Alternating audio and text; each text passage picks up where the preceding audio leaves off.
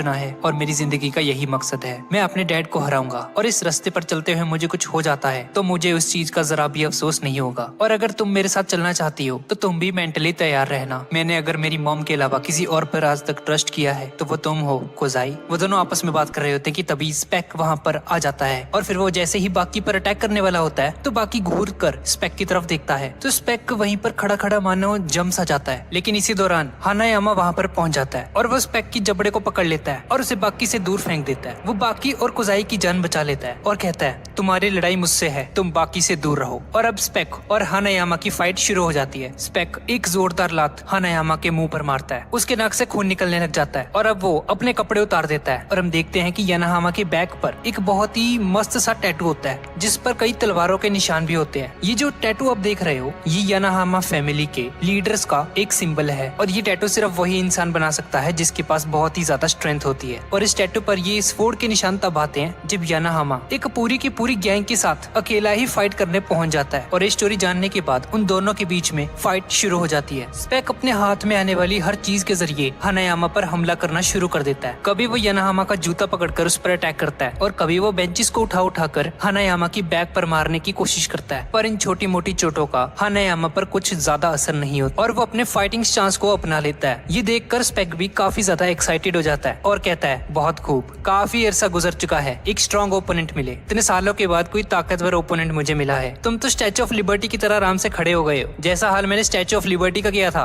दरअसल स्पेक ने अभी थोड़ी देर पहले ही स्टैच्यू ऑफ लिबर्टी को तोड़ दिया था जिसे लोग अभी बहुत ही मुश्किल से दोबारा से वापस जोड़ने की कोशिश कर रहे हैं। बिल्कुल वैसा ही हाल अब मैं दोबारा करने वाला हूँ। और ये कहते ही स्पेक बिना सांस लिए एक के बाद एक खतरनाक अटैक करना शुरू कर देता है उस पर। वो लगातार उस पर मुक्के बरसा रहा होता है। स्पेक अपनी सांस को 5 मिनट से भी ज्यादा के लिए रोक सकता था, इसलिए वो बिना सांस लिए उस पर लगातार अटैक्स कर पाता है। पर हानायामा की स्ट्रेंथ भी कम नहीं थी, उसकी स्ट्रेंथ आम लोगों से कई ज्यादा होती है, इसलिए वो अपने दोनों हाथ आगे करके स्पेक के सारे पंचेस को ब्लॉक कर रहा होता है। और फिर जैसे ही हानायामा को रियलाइज होता है कि स्पेक के पंचेस की ताकत थोड़ी सी धीमे पड़ने लगी है, वो इस मौके का फायदा उठाकर आधे सेकंड के अंदर ही एक जोरदार पंच स्पेक के मुंह पर मारता है। ये इतना खतरनाक पंच होता है कि उसके मुंह पर पड़ते ही वो दूर जाकर गिरता है। इस तरफ पुलिस को दिखाया जाता है जो कि स्पेक की वजह से बहुत ही ज्यादा परेशान होते हैं और कहते हैं अरे यार ये स्पेक ने तो हमारे जेल को जैसे होटल समझ लिया है, जब मर्जी आता है जब मर्जी जाता है, क्या है ये, और रात गुजारने के बाद यहाँ से चला जाता है। हमने उसे मारने की हर मुमकिन कोशिश की है पर हमारी गोलियां भी उसके सामने फेल हो चुकी हैं, पर कोई बात नहीं, अब अगली बार जब वो आएगा ना तब देखना, बहुत ही खतरनाक तरीके से मारने वाला हूँ मैं उसे। दूसरी तरफ हानायामा स्पेक के मुंह पर एक के बाद एक जोरदार गुस्से बरसा रहा होता है और वो स्पेक से पूछता है हाँ भी आगे स्वाद,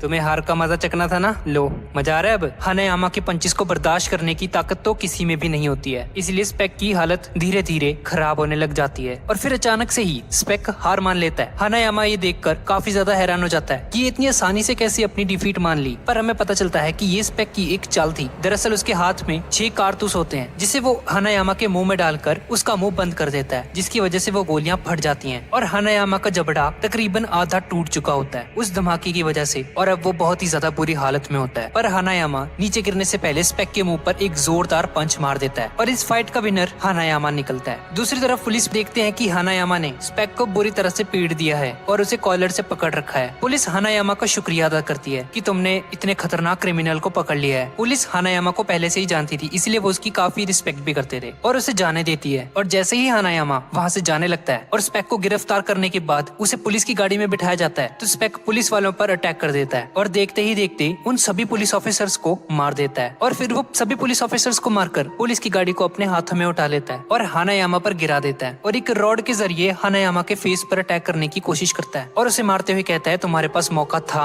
मुझे हराने का, लेकिन तुमने इस मौके को गवा दिया। अगर जैसे मैं तुम्हें मार रहा हूँ तो मुझे इसी तरह थोड़ी और देर मारते रहते तो मैं कब का मर चुका होता। और फिर वो एक गन निकाल कर हानायामा की बॉडी को गोलियों से छन्नी कर देता है। स्पेक उस पर जरा भी रहम नहीं करता और हानायामा की टांगों पर फायरिंग करनी स्टार्ट कर देता है। जब हानायामा जख्मी होकर जमीन पर गिर जाता है तब स्पेक उसके मुंह पर जोरदार लाते मारता है। मुझे तो लगा था कि हानायामा का खेल अब समाप्त होने वाला है, लेकिन ये तो मेरी गलतफहमी थी यार, क्योंकि हानायामा इतनी आसानी से नहीं मरने वाला था, मजाक थोड़ी है कोई। और फिर जैसे ही स्पेक ने अपनी गन निकालकर हानायामा के मुंह में डाली तो हानायामा ने, जिसका जबड़ा पहले से ही टूटा हुआ था, उसके मुंह में दोनों तरफ से सुराख था और उसने उस गन की डायरेक्शन को चेंज कर दिया और जो गोली उसके सर में लगनी थी वो उसके जबड़े से बाहर निकल गई। और फिर हानायामा इस मौके का फायदा उठाकर स्पेक को जमीन पर गिरा देता है और उसके मुंह पर लगातार मुक्के बरसाने शुरू कर देता है। लेता है। और हानायामा के मोको के बारे में तो हम जानते ही हैं कि उसके हाथों में कितनी ज्यादा ताकत है। स्पेक अपने आंखों पर हाथ रख लेता है, जिसे देखकर हानायामा थोड़ा कंफ्यूज हो जाता है कि अब ये क्या करने वाला है। और तभी हम लोग देखते हैं कि वो एक फ्लैश ग्रेनेड उसके सामने मारता है। उस नेड की रोशनी इतनी ज्यादा होती है कि हानायामा की आंखों में पड़ते ही उसे कुछ नजर नहीं आता। दरअसल एक स्टैंड नेड था यार, जैसा हम BGMI में खेलते हैं। अब हानायामा को कुछ भी दिखाई नहीं दे रहा होता, वो अंधा हो चुका है, पर ना दिखने के बावजूद भी एकदम सही निशाना लगाकर वो स्पेक के मुंह पर एक मुक्का मारता है। लेकिन स्पेक भी चालाक था और वो जमीन की तरफ से निकलकर उसे पीछे से पकड़ लेता है और उसकी गर्दन को दबोच लेता है और उसकी गर्दन की हड्डी को तोड़ने की कोशिश करता है। और तभी हानायामा अपनी सबसे खतरनाक टेक्निक को यूज करने की कोशिश करता है। जैसा कि मैं आपको बता चुका हूँ कि हानायामा के हाथ में बहुत ही ज्यादा पावर होती है, तो वो स्पेक की बाजू पकड़कर उस पर जबरदस्त प्रेशर बनाने की कोशिश करता है, जिसकी वजह से स्पेक के हाथों के मसल्स फटना शुरू हो जाते हैं। और जैसे ही स्पेक को इस बात का अंदाजा हो जाता है कि बहुत ही जल्द उसका बहुत ही बुरा हाल होने वाला है, तो वो अपने हाथ की एक उंगली हानायामा के कान में घुसाने की कोशिश करता है ताकि वो हानायामा के ब्रेन को डैमेज कर सके। लेकिन हानायामा इस कदर का डैमेज लेकर भी अपने पांव पर खड़ा रहता है और स्पेक की गर्दन हानायामा के हाथ में होती है। और फिर जैसे ही हानायामा अपने हाथ की मदद से स्पेक की गर्दन पर प्रेशर डालने की कोशिश करता है, तो स्पेक बहुत ही जल्द बेहोश हो जाता है और उसे हॉस्पिटल ले जाया जाता है, जहाँ उसका इलाज चल रहा होता है। और हम देखते हैं कि स्पेक की हालत बहुत ही ज्यादा खराब होती है। ये स्पेक की रियल फॉर्म होती है। एक डॉक्टर एक्सप्लेन करता है कि दरअसल ये स्पेक की असली हालत है। इस बंदे की असली एज 97 है, पर पहले इसकी बॉडी से हमें लगता था कि ये 50 साल का होगा, क्योंकि इसके मसल्स काफी ज्यादा बड़े होते थे और इसकी एज लगभग 50 के आसपास होगी। लेकिन हम सब गलत थे। अब दूसरी तरफ हमें बाकी को दिखाया जाता है, जो कि एक टेस्ट दे रहा होता है और इस पेपर में वो अपने नाम के सिवा और कुछ नहीं लिखता, बिल्कुल मेरी तरह। और तभी बाकी का टीचर उसे समझाता है कि तुम्हें ठीक से स्टडी करनी चाहिए। मैं जानता हूँ कि तुम फिजिकल टेस्ट में सबसे ज्यादा नंबर लेकर आए हो, पर सिर्फ बॉडी बनाने से कुछ नहीं होगा। इंसानों ने जितनी भी तरक्की की है वो अपनी बॉडी से नहीं बल्कि अपने दिमाग से की है। और तभी वो टीचर खिड़की की तरफ चला जाता है, जहाँ एक शख्स रनिंग ट्रैक से उनके स्कूल की तरफ ही आ रहा होता है। वो बंदा खिड़की तोड़कर बाकी के क्लासरूम में आ जाता है और उसे देखकर सभी लोग बहुत ही ज्यादा शॉक हो जाते हैं। उस टीचर को अपनी आंखों पर यकीन नहीं आता कि ये बंदा उड़ कैसे सकता है। और ये बंदा कोई और नहीं बल्कि उन 5 क्रिमिनल्स में से एक डॉयले था, जो कि मेरा फेवरेट है। और वो बाकी से कहता है कि भाई ये टीचर तुम्हें इतना कुछ बोल गया, अगर मैं तुम्हारी जगह होता ना तो भाई मैं ना सहता। इसके मुंह पे एक जोरदार पंच मार देता। उस टीचर के मुंह पर एक जोरदार पंच मार देता है। ये देखकर बाकी रोने का नाटक करने लगता है और बोलता है